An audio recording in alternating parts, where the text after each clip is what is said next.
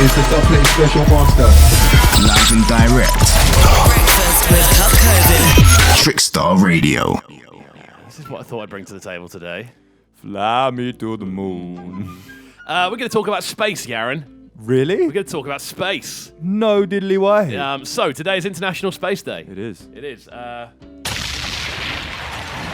That's when takeoff goes very wrong.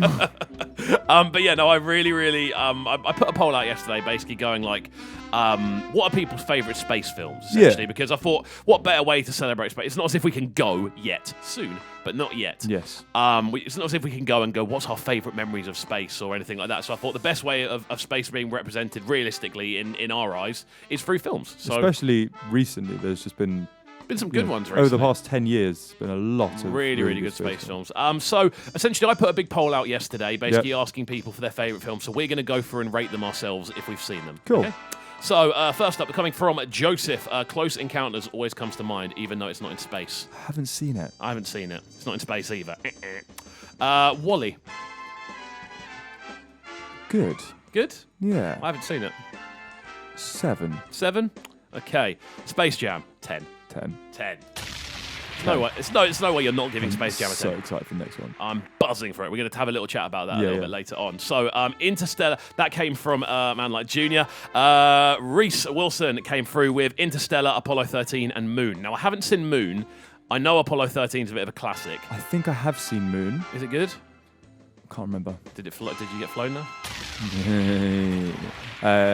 Interstellar. Interstellar for me is 10. It's 10. one of the best films ever made. Yeah.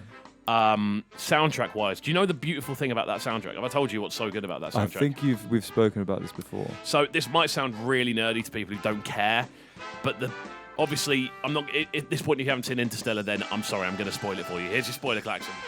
The film's kind of set over 3 sort of time zones, essentially. So time moves at 3, similar to Inception. Yeah. There are 3 different speeds at which time moves: on Earth, in space, and then near a black hole, essentially. So there's 3 different speeds. The theme, which is one of the it split a lot of people when it first came out. People were like, this is really annoying, and then it's become like seen as this really kind of classic Hans Zimmer moment. The theme is essentially the same melody over 3 different speeds. Yeah. And for me, that to make it work in the way it does and still have that kind of dissonance is genius. Yeah. And still be representative of the film. And it feels like there's things happening at different. It just physically adds to the film so Absolutely. much. And I think the concept as well. Yeah. The thing I like that grabs me about certain space films is when they explore the semi-realistic but unknown aspects of space rather than just going classic like land on a different planet, aliens, blah blah blah.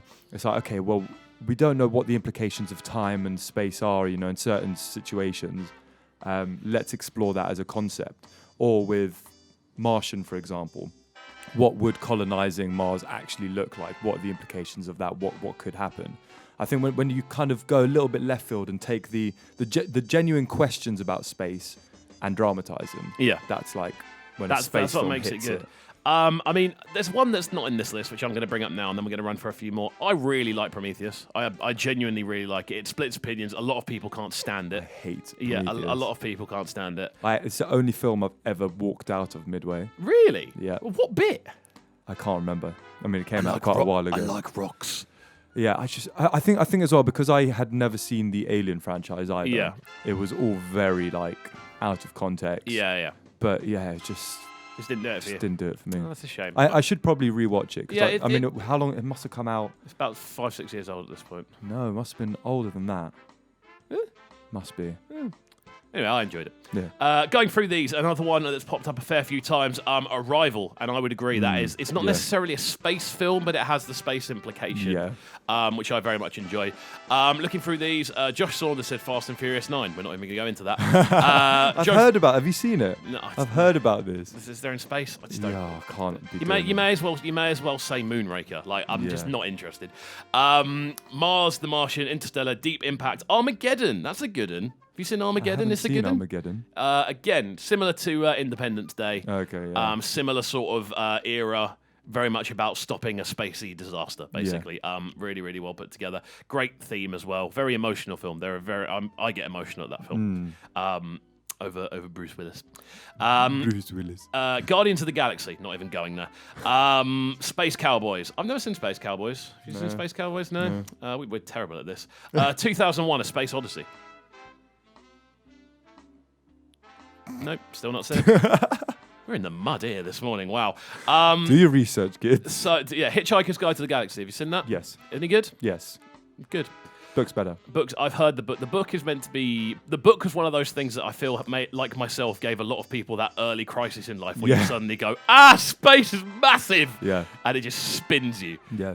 Which happens to a lot of people. One that then finally happened after about 30 people had commented. Out to Man Like Hatter. Because I was looking forward to having a big thing on this today. How has no one said Star Wars up to this point? Like, realistically, Star Wars, one of the Star Wars films has to be up there. The most realistic space film. Yeah, it's so realistic. I mean, it's all about realism, Star Wars. No, I'm a massive foundation. I'm a massive Star Wars kind of universe fan, shall we say, like the world of Star Wars. But it's not a very realistic space film, is it? Let's be honest. It's not. It's just not. It's not. In But any it's way, shape. But it's great. It's got a star in the title. Yeah, so it has to be. Aliens on here as well.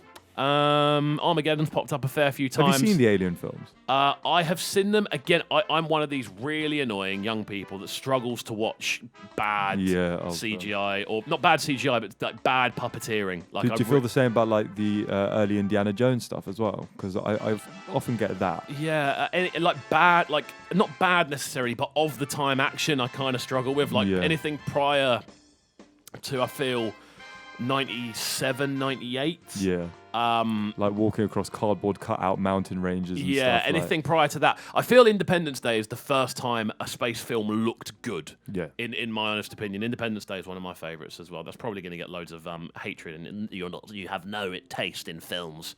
I don't. I like it when stuff happens, personally. I'm one of those I don't, people. and I'm happy about it. But yeah, obviously Space Jam 2's on the way. Yeah. Which I am very much looking forward to. It teases live-action Bugs Bunny. Yeah. And when that bit happens, I'm sort of like, whoa. This is like a Marvel reveal. What's going on? How do you feel about that? I am happy to see a live-action Bugs Bunny. Do you like live action in general? I do, yeah. I think when done well. I think the Lion King one's good. Yeah. I really enjoyed the Lion King. I think in general you just have to kind of accept the realism, you know? You just kind of have to, like, I remember watching it and I forgot it was animated. Yeah. I think, I'm not mad at it, to be honest with you. I think as long as it holds true to what we know and love as Space Jam, that's the important thing. And I think because Space Jam isn't, it's got that cult following. It's so distinctive that it almost doesn't run the risk of jeopardizing that. Yeah, Space Jam for me was the first film I ever watched which had actual people in it. Yeah. Prior to that, it was all Disney animation. That was the first one I watched that was like an actual people. Yeah. And I remember being like, I didn't realise films had people in. Did Fantasia have that as well? Possibly. Or Songs of the South had people, which was quite. Songs of the South had actual people in it. Yeah. Yeah, very interesting stuff. Looking forward to it. That rounds off our Space Jam. It's Space Day, people. So Space Day. It's Space Day. Space Day. I was going to run the Space Jam song at the end of this, but it's track of the week time, so we're going to run that instead. All right. If we must.